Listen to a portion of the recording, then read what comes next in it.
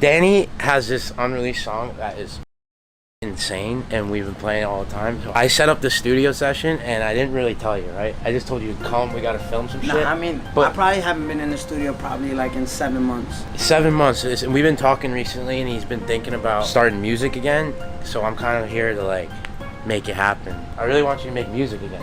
Yo, why'd you stop? Well, I stopped making music for a lot of reasons, you know what I'm saying? Mentally, I wasn't there. I feel like mentally, if I'm not like right all in my head, the way I express it in the music is not gonna be the same, you know? So I had to mentally get right, just spend time with family. And so I've been hanging around you guys, you know what I'm saying? You guys show me what like true friends, what it feels like, you know what I'm saying? So like I told you like, yo, like I'm thinking about making music, and then you're like, come to the studio. But I have a surprise too. What? Oh, big one. I have a feature on the song. You do? Yeah, but they're like 10 minutes away. Yo, this is so exciting. So he's pressing play on music. When do you plan on dropping this song? Well, Or you not know? should we do it next week? Let's do it. Can we? Yeah, I think we should do next week. Next week. Fuck yeah. Can you do it that fast? Yeah, we'll get it. I mean, are you gonna help me? We lot of work to do. Let's do it. Let's do it. Yeah, I think let's aim for Friday. What do you think? Friday? Let's do Friday. All right, next week Friday. Yo, he's posting on his YouTube. Tell him. 6ix9ine YouTube. That's crazy. So let's just get the ball rolling, and I appreciate you for being there. Thanks, bro. Yo, Future's here. He's here. He just got here. Right, He's did here. they let him in? They let him in. I'm gonna let him in right now. Let's go. Let's get this shit done. He said, Ack. Yeah, I know, I'm gonna keep it 1,000. He said, Ack. He said, yo, and I've talked to Shotti many times, like, even while he's in prison. He said, Ack, I know I ain't talked to you in a little while, but he said, you really out here pushing this narrative right now, man? So I said, oh, what are you talking about? He said, he's like, I see what you're doing with your friend. Obviously, and by the way, I don't shout with. 6ix9ine my friend. But I stopped him. I said, whoa, Shotti. It's my homie, but they ain't no concerted or like type of effort to push no narrative. He's like, yo, yeah, man, y'all trying to change the narrative. And I'm like, yo, Shotti, you could speak at any time. Now, let me just say this off top, chat. And this is where the chat niggas is going to reign. I said, Shotti, we talked a long time ago. And I won't get into some of these details. Me and Shotti talked multiple times. And Shotti, I remember Shotti said, ask me anything. And I asked him a bunch of stuff, and Shotti told me some stuff, and I said, damn. I said, I don't feel like I'm in the middle of 6ix9ine and Shotti. But it gets me to realize which person's what. And I went back to 6ix9ine, and I told him, I said, I remember I was in a ShopRite parking lot. I had people in my car, and I walked out of the car, and I had no speakerphone. I said to 6ix9ine, I said, I'm gonna be honest with you, bro.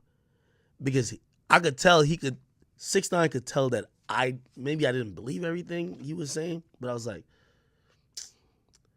he said, ask me what you want to ask me. And I said, yo, I talked to Shotti. He said, I know you told me you talked to Shotti. I said, he told me certain shit that, I don't know, maybe your story looked funny. And I'm going to be honest with you. And I don't know if you learned this from me, pause. But 6ix9ine is one of them niggas, he'll expose himself before you expose him.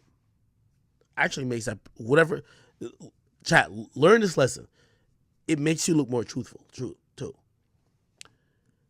Shotti told me some really, and I don't want to get too much into it, but he told me some really serious shit about 6ix9ine.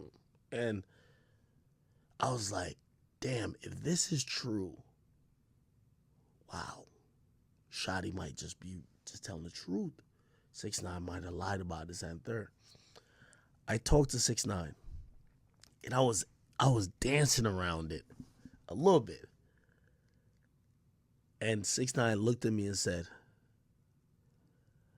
Ack, not only do I know you when you got some shit, but you don't want to say it more than you do, I'm down to tell the whole truth and nothing but the truth. He said, yo, I'm going to tell you what Shotti probably told you. And he told me the exact same thing. These are things you never heard on the internet. And that's why I'm positioned as that. And 6ix9ine told me that, and he said, yo, the reason why he's saying this is because he's avoiding the fact that he fucked Sarah, blah, blah, blah. Because I'm going to be honest, I was losing a little bit. I'm like, maybe 6ix9ine capping about the Sarah thing? Because Shotti told me some shit. 6ix9ine told me the exact same shit. And the only reason I'm going to be honest why I believe 6ix9ine, he exposed himself. He said certain shit about himself that, you know, I'm hoping doesn't, you know, isn't some full shit that comes out even in the media now. You feel me? Like, and I'm like, damn. The mere fact that you could admit that, like, truth be told, if I wasn't having personal conversations with these niggas, just that alone, what he told me, I'm like, nigga could expose you off that shit. And this is no Stitcher shit. This is some other shit, right? I'm like, wow. But he admitted, he said, yo, yeah. If Shotti said that, that is true. I'm going to be honest. But he still fucked my baby mom. Anyway, long story short. Shotti called today. Shotti said, yo, blah, blah.